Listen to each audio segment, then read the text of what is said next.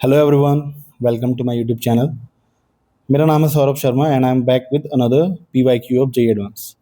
तो अभी तक हम सॉल्व कर रहे थे 2026 का जेई एडवांस का प्रीवियस ईयर क्वेश्चंस। 3 क्वेश्चंस हम ऑलरेडी सॉल्व कर चुके हैं पेपर 1 का। ये है जेई एडवांस 2026 पेपर 1, ठीक है ना।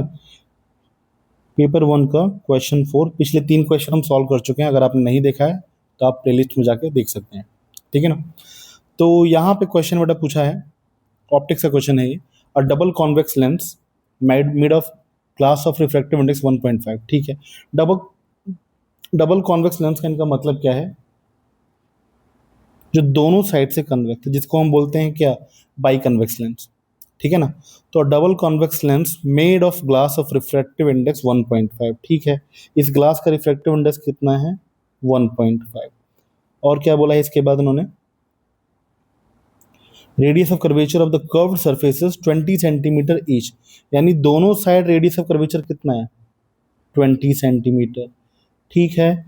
Is immersed in a liquid of refractive index NL, is immersed in a liquid of refractive index NL, ठीक है। यानी इसको एयर में नहीं, एक ऐसे मीडियम में रखा है जिसका रिफ्रैक्टिव इंडेक्स क्या है? एनएल। एल से मतलब यहाँ पे किसी लिक्विड में डाला है। The correct plot showing the variation of the power in units of dioptre as a function of NL. तो सभी ग्राफ आप देखो तो ग्राफ किसका बना है? पावर वर्सेस एनएल का ग्राफ बनाया गया है। यानी कि पावर वर्सेस एनएल का ग्राफ बनाना है। तो पावर हमारा किस पे होना चाहिए?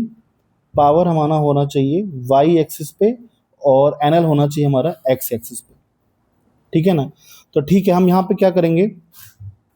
पावर का फॉर्मूला बेटा होता है 1/फोकल लेंथ, ठीक है। और फोकल लेंथ हम कैसे निकाल सकते हैं? लेंस फॉर्मूला से, लेंस मेकर फॉर्मूला। तो फोकल लेंथ हो जाएगा 1/f इक्वल टू, यहाँ पर आता है refractive index of lens divide by refractive index of the medium, -1, 1/r1 minus 1/r2, 1/r1 minus 1/r2। R1 क्या है? लेफ्ट साइड का रेडियस ऑफ कर्वेचर। R2 क्या है? राइट साइड का रेडियस ऑफ कर्वेचर। तो ये हो जाएगा 1/f equal to 1.5 by N L minus 1, 1/r1। R1 की बात करें मतलब इस सरफेस के लिए रेडियस ऑफ कर्वेचर जो होगा राइट में होगा, तो ये पॉजिटिव आएगा।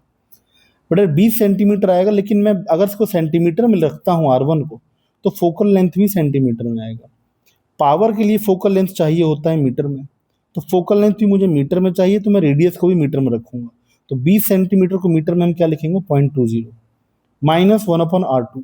अब R2 की बात करेंगे तो ये वाला बेटा रेडियस बनेगा, देखो ये वाला,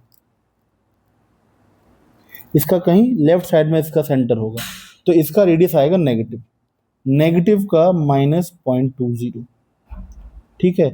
तो ये फोकल लेंथ आपका हो जाएगा 1/f, 1.5 को लिख सकते हैं 3/2, ये हो जाएगा 3/2 NL माइनस 1।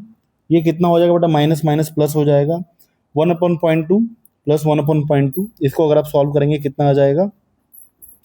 ये पॉइंट को ऊपर ले जाएंगे तो आई थिंक ये हो जाएगा बेटा 1/0.2 को हम क्या लिख सकते हैं?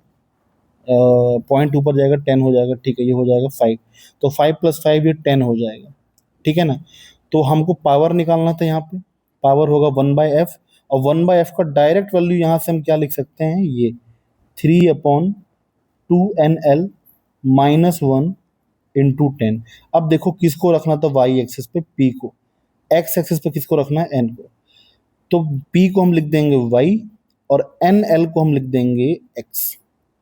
अब साफ साफ दिख रहा है बेटा किस टाइप का ग्राफ है ये दिख रहा है आपको ग्राफ किसका? y प्रोपोर्शनल टू 1/x, यानी कि रेक्टेंगुलर हाइपरबोला जो बनता था वैसा ग्राफ बनेगा। एग्जैक्टली रेक्टेंगुलर हाइपरबोला नहीं होगा, क्योंकि यहाँ पे कुछ कांस्टेंट भी है -1 इंटू 10, तो डिक्रीजिंग ग्राफ बनेगा। इस टाइप का ग्राफ दिखना चाहिए, और ऐसा ग्राफ किस में दिख रहा है हमको? ए में दिख रहा है। देखो स्ट्रेट लाइन तो है नहीं, तो बी तो गलत है, ये भी नहीं है, ये भी नहीं है, सिर्फ ये होगा ए वाला। इसको आप वेरीफाई भी कर सकते हो। कैसे? जब एन का वैल्यू 1 है, एन का वैल्यू 1 पुट करो एक बार यहाँ पे, इसमें इसमें एन का वैल्यू 1 पुट करो तो ये कितना आएगा? Power is equal to 3/2 minus 1 into 10, ये आपका आ जाएगा बेटा 5। यानी कि जब एन को हम 1 रखते हैं तो पावर कितना आना चाहिए? 5 आना चाहिए, देखो एनएल को 1 रखा तो पावर कितना आ रहा है यहाँ पे 5 आ रहा है, और एनएल को 1.5 रखेंगे तो पावर कितना हो जा रहा है यहाँ पे 0 हो जा रहा है। तो एनएल को 1.5 रख के देखो इसी फॉर्मूले में, दोबारा से इसी फॉर्मूले में बेटा एनएल को 1.5 रखोगे तो ये हो जाएगा 3/2 इंटू 1.5 माइनस 1 इंटू 10, तो ये पावर 0 हो जाएगा। तो अगेन क्या हो जाएगा कि एन एल को 1.5 रखने पे पावर कितना हो जा रहा है 0। तो साफ साफ यहाँ क्या दिख रहा है, आंसर क्या होगा हमारा, ऑप्शन फर्स्ट करेक्ट होगा। ठीक है ना। मिलते हैं बेटा नेक्स्ट वीडियो में विद अनदर क्वेश्चन।